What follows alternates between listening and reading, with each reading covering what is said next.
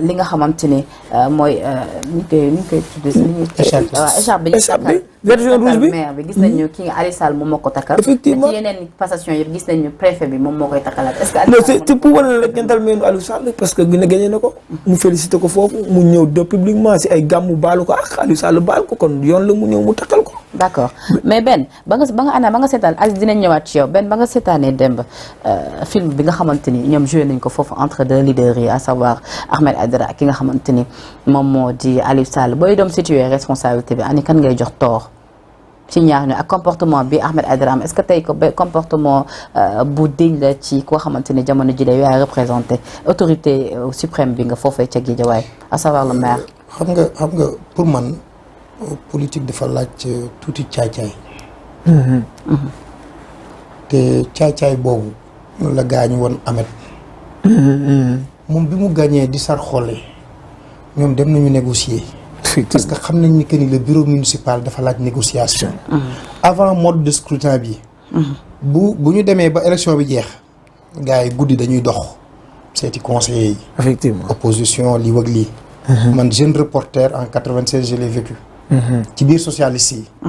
Tidiane Sylla moo nekkoon candidat au PSA Saint-Louis.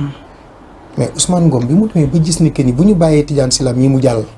moom il va à la retraite parce que waa ji il est très jeune. dafa jël li waa PDS am yëpp mu dem fëgg paa ba fa nekkoon Abdoulaye Diaw Chimère jëm si yàlla. jox ko ni que est-ce que bëgg nga nekk candidat paa bi ni que man mënutuma xale bi nang gañe na ma. mu ni ko déedéet ñun ñoo lay tabb en tant que candidat ñu waxtaan seen biir. ba ñu ñëwee li daal démb Ahmed moo ko dal.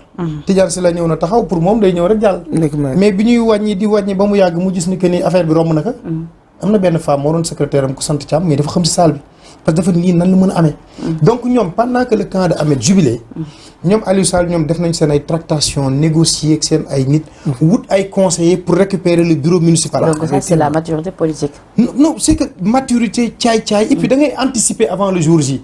parce que booy dugg si salle bi xam nga yow. ñaata nga téye. Ahmed ne s'attendait pas à ça. D'accord donc en quelque sorte il était surpris. il a été surpris parce que nag ñi mu ko seqal c'est des politiciens professionnels. donc des maires sortants la ko seqal xaama dëpp carte gi. des maires sortants Cheikh Sarr il a été maire ba paa bi gaañoo moom. boo ko séddee xëy mooy maire sortant. waaw donc c'est le maire sortant. c'est que ñooñu ils sont rompus si politique. Ahmed devant le fait accompli mu xeex. mais comportement boobu est-ce que xaaral nga ko ci moom. maintenant man sama problème moom laa doon wax sànq. quand j'ai vu les vidéos bu Ahmed bu Mayekor. Khadija Mayekor. je me suis dit un homme politique tey da nga war am retenue da nga war am tenue da nga war am comportement bu baax parce que njiit nga autorité nga. xam nga Ndoye Bane dafa toog ak ñoom Abba di wax. di balak gaa ñi pour ñoom mi ngi tooñ. mais je me suis dit. li muy wax c'est important. doot man autorité laa dootuma fi ñëw di toog ak yéen ngeen may. xam na. dëgg la tey Ahmed Aïdara il dirige l'une des plus grandes villes du Sénégal Guédiawaye. combien d'âmes ñooy yeewoo foofu. bi ma ko woowee wax naa ko nee naa ko espoir bi ñu am si yow moo rëy. liggéey moo la war liggéey ba dee nag. te fii ak les législatives war nañu mën a gis ni que ni tu as commencé à travailler. parce que da ngay jàng boo ñëwee ci bureau institution municipale da ngay jàng les rouages. nan laa war a dépenser kan mooy ordonnateur lii nan laa koy defee. wut des conseillers autour de toi c'est important. parce qu'on les a à l'œil maintenant c'est dommage que mu demee noonu. am na si guddi gi vers 3 heures du matin ma gis ñu naan journaliste daal ñu ngi noonu rek quoi. yéen a kat tey jël ay journalistes non mais j'ai dit Aliou Sall il est journaliste. et pourtant il a été maire de Guédiawaye. liggéey fa ñun. mu neex mu naqadi ku dem Guédiawaye xam ni que ni Aliou Sall s'est battu pour changer la face de sa ville. maintenant on l'a battu il est conseiller municipal fi mu doon xaar Ahmed il l'a eu. et le comportement tout de même du préfet Ben bëgg naa nga ñëw ci boo daanelee ci fi nga nekk ñu bëgg a gis ni pataaral bi préfet bi def démb woo ko woon def dafa far de trop wane position am ci kii nga xamante ni moom mooy Aliou Sall. def nga même remarque bi wala. non man defuma remarque ni. préfet dafa far. parce que am na benn moment ci vidéo yi ñu ngi gis même Ahmed Aïdara mu ngi revendiquer loolu mu ngi ko naan ni ko man sa kilifa la man sa autorité la da nga ma war a jox xam nga am Aïdara fu mu ne ba ne préfet bi man maay sa autorité rek loolu mooy premier humilier bu mu humilier boppam. le préfet c'est lui qui représente le président de la République préfet boo defee décret sax yow en tant que maire da nga koy jox préfet mu valider ko pour que bëgg la boobu mën a valable mooy wax ne xamul ce qui se passe billaay ba pare il est mal entouré ba pare du déglu wala boog ñu koy conseillé du ko déglu loolu erreur boobu lu ñëpp ñu ree saal d'accord ma ci boone il est mal entouré kon xam naa waaw mu tax ma la kon Yewwi Askan Wi également am na ci ginnaaw ñu mel ni ñoom Malick Gakou am maintes fois ñëw na ci moom ñu ngi si salle bi murmuré ak moom pour lui faire revenir raison man Malick Gakou waaw am maintes fois ñëw na benn moom 20 minutes 15 minutes ba mu ñëwaat si salle bi parce que mu ngi bëgg expliquer ni ko man démb bi ma xoolee mbir yi di dem démb je me suis dit que dafa am fu Ameth raté le coche. muy fan. bu ma gisee Cheikh Sarr. waaw ñu tabb ko ma xam ne que ni ñii am na lu ñu liggéey avant ñu ñëw salle bi.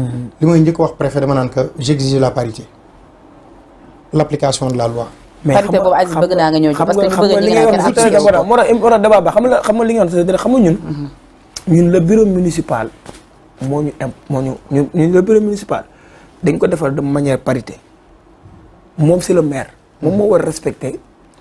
non moom laa lay wax. parce que moom Mor Thiam la indi kon foofu bu waxee préfet bi ne ko bureau municipal préfet bi danaa ko yow góor nga indi comme premier adjoint. kon Ahmed Aïdara moom moo njëkk bañ a respecter. waaw parce que Mor Thiam la indi en tant que premier adjoint. moom laa la wax nii la caay-caay politique bi foofu lay génn. bu ma gisee nga tegal ma Cheikh Sarr man indi naa Mor Thiam j'ai dit au préfet lii jarul sax ñu dem élection parce que man dama yaakaaroon ñoom jigéen la ñu indi mais puisque nii la. waaw loolu ajournons la chose. guddal jël bi le temps may am beneen stratégie. waaw moo tax parfois politique nga am ñu la entouré c'est important. suñu intelligence parce que moom li muy def noonu c'est son droit. y a le droit mu lever séance bi. warul interrompre séance bi. mais am na droit lever séance bi ànd ak ay nitam génn. waaw qu'est-ce qui se passe. en plein parce que élection lañ nekk nga woo opposition bi foofu. bu fekkoon da nga leen digoon 14e wala 11e nga leen léegi je vous propose 2e 3e nañu gagné 2e adjoint bi. mais amoo majorité bi da nga war a xool comme ni ngay wax ci ay politique boobu mën a teg pour mais pas nga arrêté vote ñëpp toog nga ne kenn dootul voté. non avant vote bi la ko waroon def. avant vote bi ngay def loolu mais moom dafa nelaw dafa gagné comme ni nga gagné na mairie bi nice parce que moom mooy maire léegi le maire est élu au suffrage universel. léegi moom pare nag démb ci image yi benn ñu gis ni mu mel ni tamit ne après en quelque sorte seen intérieurement parlant dañ ko doon ree parce que dañ ko bàyyi moom rek moo doon joué filmé moom moo yore woon micro bi moom moo doon wax ñoom ñu toog ñoom comme des spectateurs. non dañ ko jàppee ginnaaw moom foofu. moo tax ma ni la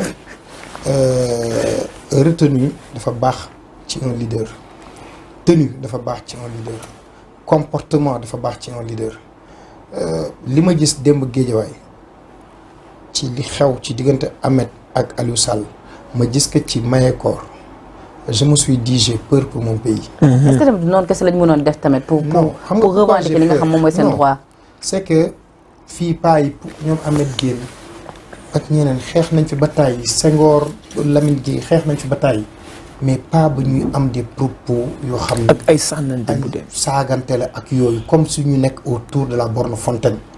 gis nga dafa am benn mbir bu fi Souleymane Ndéné Ndiaye waxoon en 2012 ça m'avait trop marqué j'étais hors du Sénégal mu ni bi Youssou Ndour nekk candidat mu ni bon sama waaye la je l'aime bien mais dafa am foo xam ne bu ñu fay egg je préfère ñu jox ko koo xam ne xam na la République. effectivement te pour nga xam la République dafa am benn niveau boo war a am